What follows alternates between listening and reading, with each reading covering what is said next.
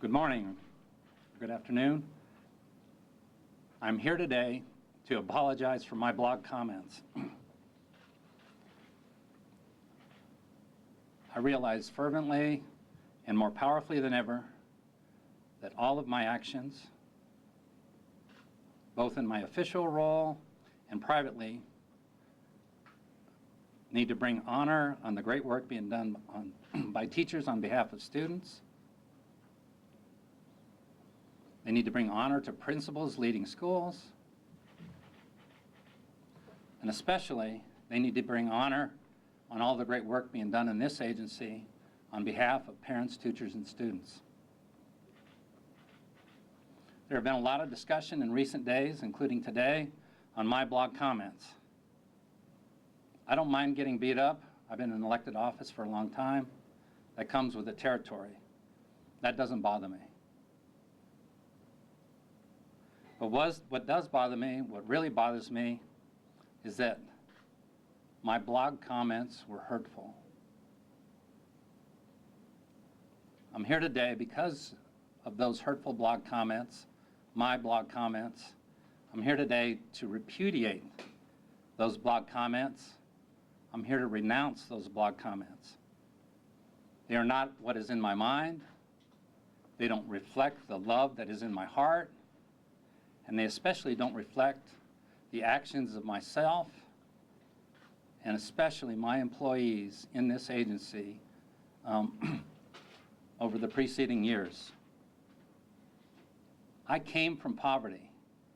Education saved my life. A public school teacher saved my life. Jack Sagerson took an interest in me. My entire adult life, my entire public policy life, has been dedicated to rescuing people who face challenges in life, to rescuing people who are in poverty, to rescuing people who suffer from all kinds of disadvantage, and especially to providing them the opportunities that gave me the chances that I have. You know, that's what I do, that's what we do, that's what we should all be doing. It's the American way of life. And with that, I'm going to open it up for the questions that you might have. What's the change of heart, sir? The change of heart, is it because the blogs actually came to life, or do you really feel this way? My comments here today reflect how I feel about the mission that I've been on in my entire public life, which is to provide advantages to people who come from situations similar to my own, similar to my neighbors when I was growing up, similar to people that I met every day. Then how do you justify calling them lazy pigs, those who are on public assistance?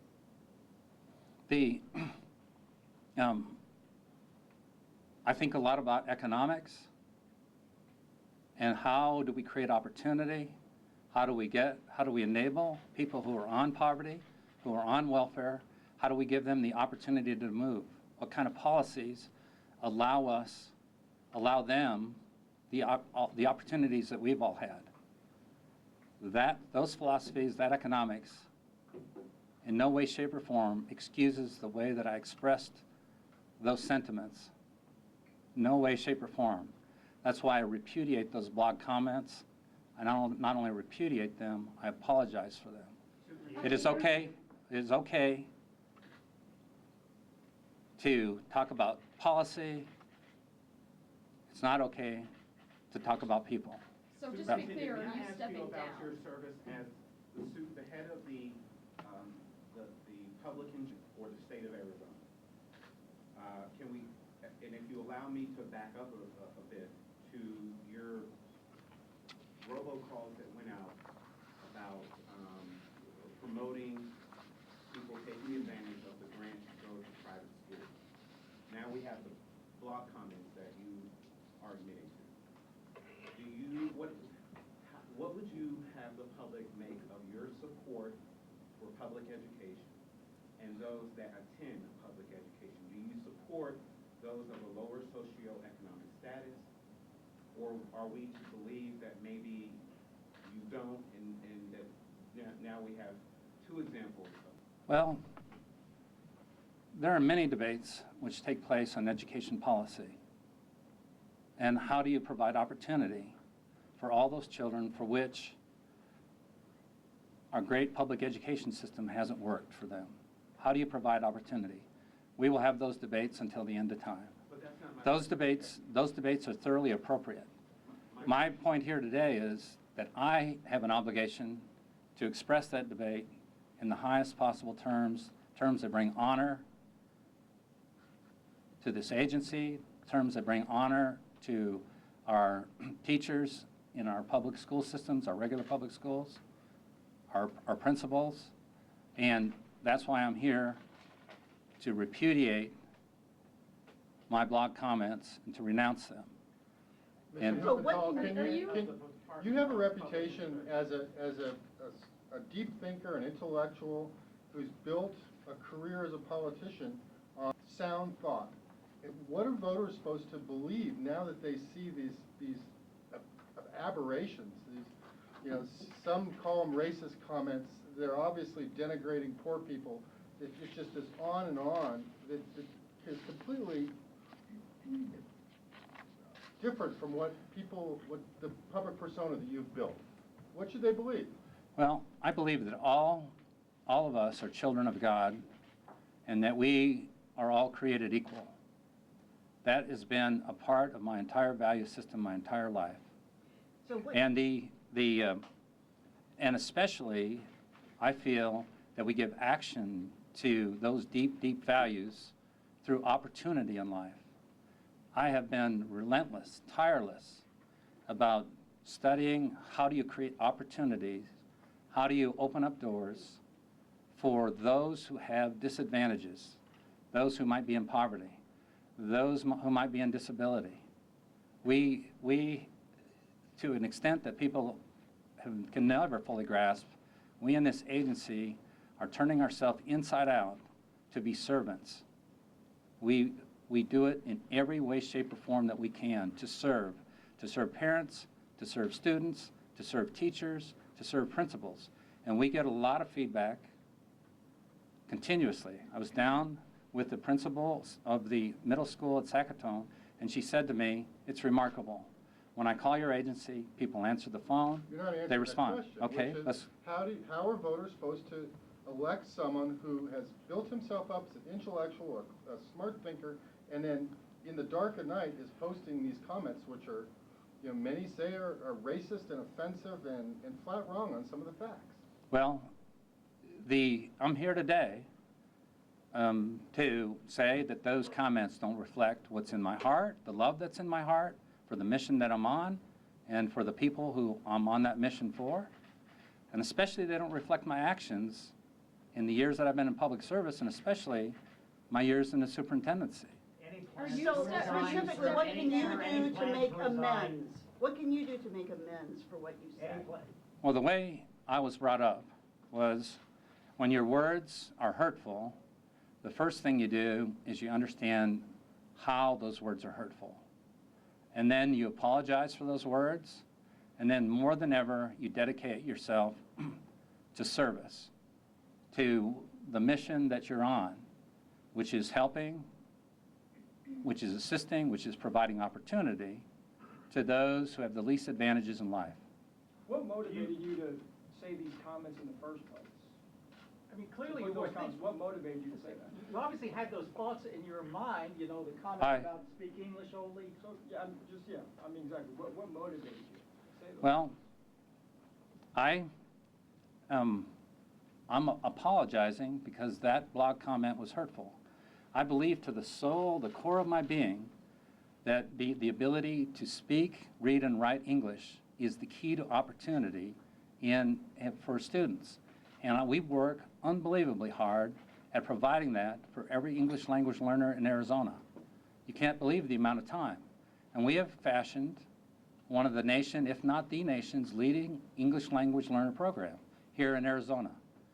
The West Ed came in and they said that we were moving over 90% of our students to proficiency in reading, writing, and speaking English into our regular classrooms. The comparable states they had were less than 55%. That does not set aside that blog, my blog comment was hurtful. And I renounce that blog comment. It was a complete, it was not the, you know, I apologize for that way of expressing what was a deeply held value of myself. Are you going to resign? Will Will you you resign? resign? Are you going to resign? Resign, sir. As I was saying, the way that I was brought up is when you say something that's hurtful, you apologize for it, you understand why it was hurtful, and then you move forward in service. In service, that's what I'm doing. Will you resign? So you're not going to resign, why not? I'm moving forward in service, and the reason it is that we are doing incredible things in this agency. We have, and I'll just go through some of them. We have moved our information system, an incredible support system that school districts need, from 50% reliability to 99.7% reliability. These are not small things. We have reduced administrative costs now to where Arizona is $300 per student, below the national average. That's $330 million that's freed up for potentially returning to the classroom. We are doing amazing things in this agency, and I'm going to continue on in that work. Sir, Is there can a you reason just you're not answer a yes resigning or no because? question? Are you going to resign, and are you going to seek re-election?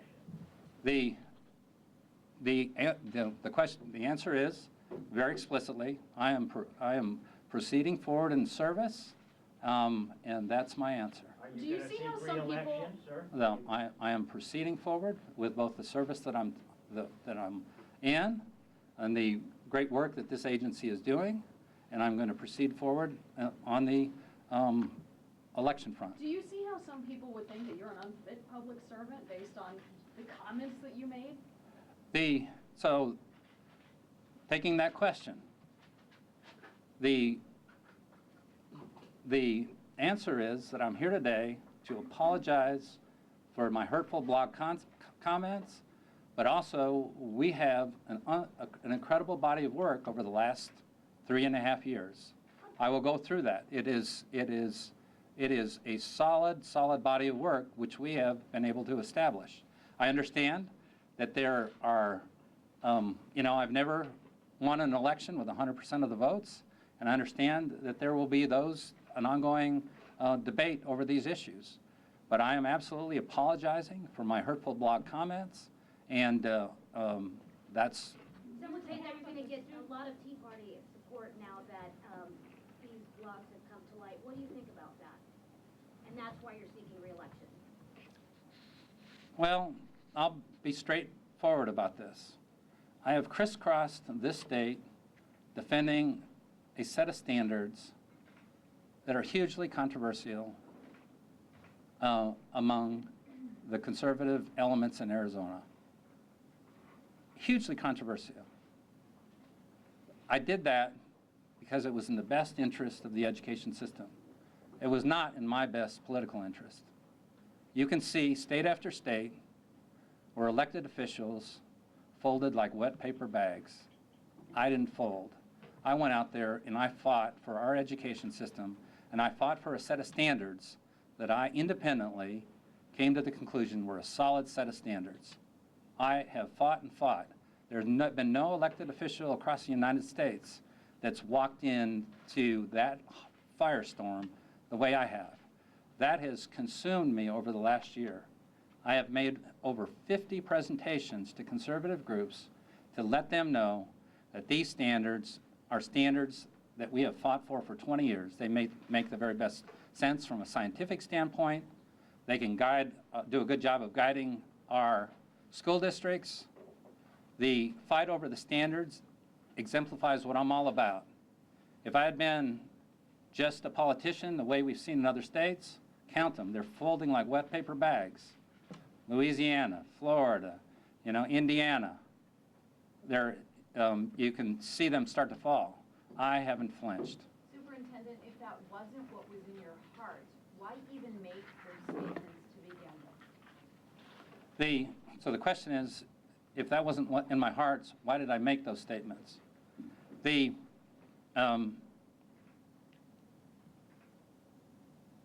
things that I have a passionate belief about is opportunity.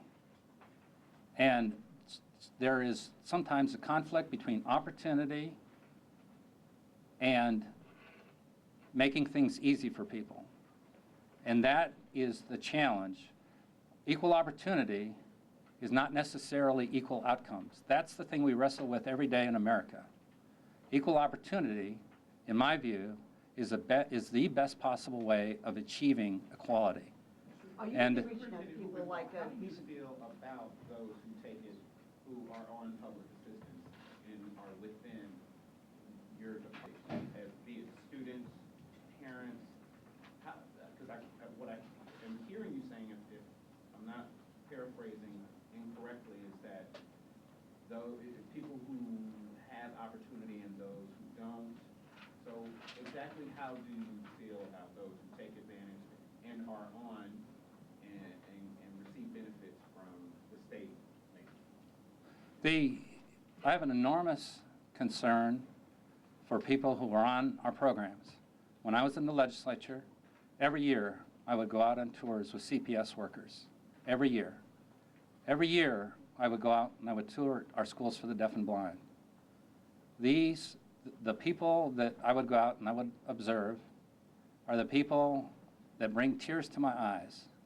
What can we do?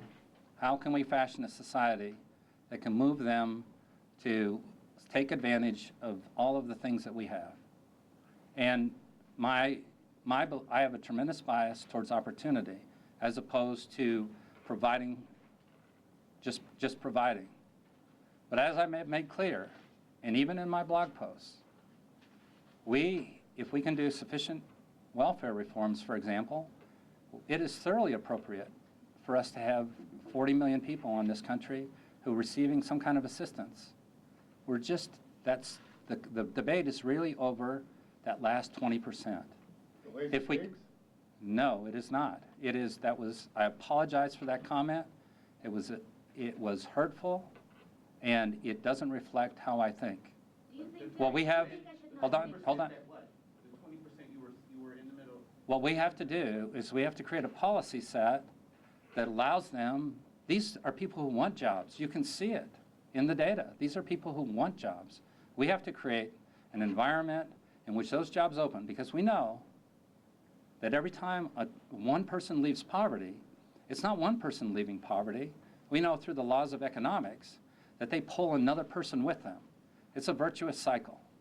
Now, we can debate economics forever. Nothing that I can say about economics sets aside the fact that my blog comments were hurtful, and I apologize for them. Do you think I should not be allowed to speak Spanish in this country, sir?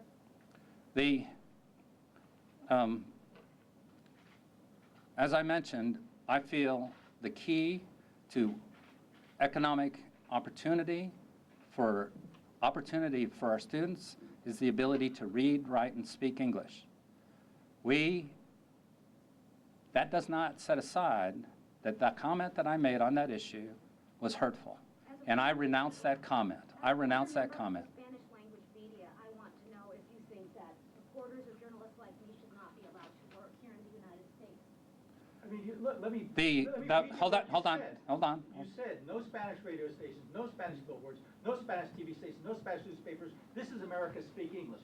This is what you wrote. And as I'm saying, that I've talked about, the key to opportunity in Arizona, in America, is the ability to read, write, and speak English. That does not set aside that blog comment was hurtful. I apologize for it. I not only apologize for it, I repudiate it, I renounce it. And I would say that I feel much lower level of tension about where we stand today in Arizona. We have done amazing things with being able to, in our school system, move our English language learners into proficiency in reading, speaking, and writing, and into our regular classrooms. It is an amazing success story. The tensions that I felt at the time of that blog post that I repudiate, my tension levels are much lower now about where we stand on these issues in general. But I want to make it clear, I repudiate that blog post, and that does not represent the thoughts in my mind or the love that I have in my heart for the mission that we are on to help students who come from disadvantaged areas, that come from poverty areas. Do Can you you plan to explain reach what out to your members of the understanding Latino is? community? Yes. Do you Can you plan to explain reach what- out to members of the Latino community? When I came into the Department of Education, we established advisory groups here. We have a superintendent's advisory group. We have a Native American advisory group. We have used those advisory groups to take action. Our Native American advisory group, they said that for years, they had been working to allow the tribes to certify teachers of Native American languages. We found out that that was a difficult thing to do from the standpoint of rules and regulations, statutes, and bureaucracy. We got it done. My advisory group, Native American Advisory Group, they now are certifying tribes as Native American, teachers of Native American languages. That was an example of how we reach out. I have an African American advisory group. In that African American advisory group, we brought African American scholars together, and we created an ethnic studies class of African American involvement in Arizona history. They are incredibly proud of that body of work. It is now being used to teach teachers about African American involvement in Arizona history, and teachers can use that class now for continuing credit. I've also established an Hispanic American advisory group. This is how I act. These are the actions that I take. These are the things that are in my heart. To run this many advisory groups is an enormous burden and stressful burden to be able to make this all happen. We make these things happen, and we resolve issues that come out of people who haven't had the attention that I feel that they should have over time. Superintendent, she's got a question right here. Nearly half of the students that you oversee at schools are Latino. Mhm. How are you supposed to have their trust to educate their children when you say things like this? This is from 2011. And it was responding to a blog about the employer sanctions law. Mhm. We have a whole lot fewer Caucasians working now that the Hispanics have left. But crime is much lower. No money, and no one is stealing it. How do you explain that? Think about the comment that was just made. Think about what is driving the forces in our society right now.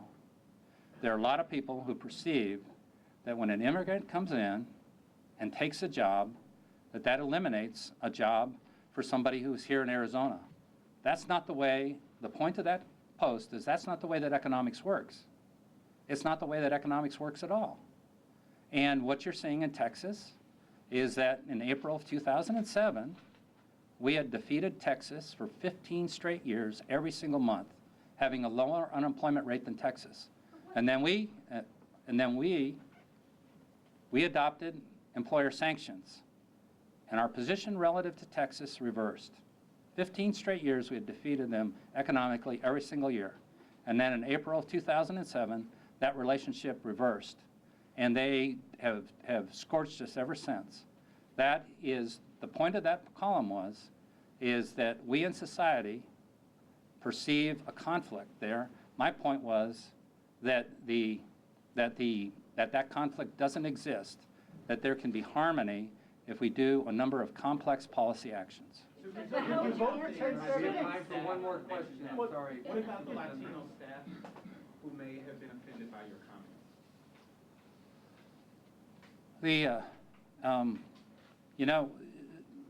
As part of my policy, ever since the day I was on city council, when I was on city council in Chandler, we set up systems to where we were servants, and we had citizens rate our performance every single month. And we acted as an entity to serve them. But that servants level goes all the way on through. So we have, in this agency, We have employees who rate the quality of their job satisfaction. We believe that we in leadership are here to serve our employees the same way we believe they are here to serve parents, students, teachers, special ed directors, school business officials, the education community at large. So My question was simply, what do you say to your Latino staff who may have been offended by your comments? The answer is the same thing that I'm doing here. I am here today to apologize for my hurtful blog comments, and I have apologized to my staff too, because as I said, all of my actions need to bring honor to the work that teachers are doing every day for teachers in the classroom, and my actions need to bring honor to the employees of this agency. You mentioned that, you understand that your comments hurt people. Can you explain how it hurt people, what your understanding of that is? So the question is, understanding that hurtfulness.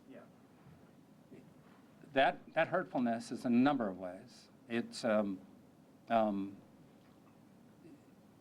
is in all variety of ways. I've thought about it deeply, especially given my comments about bringing honor to the system. Obviously, my hurtful blog comments didn't do that. And we can imagine the emotional impact. I've talked to people, who have been by the hour. The person I feel most, to the point of my own tears, is my assistant Merle. She's been with me for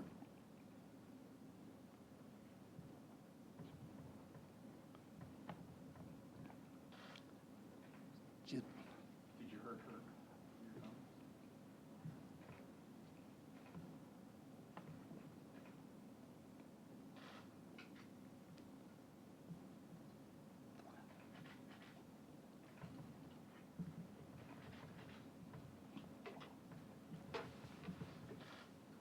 All right, guys, we're going to cut it off.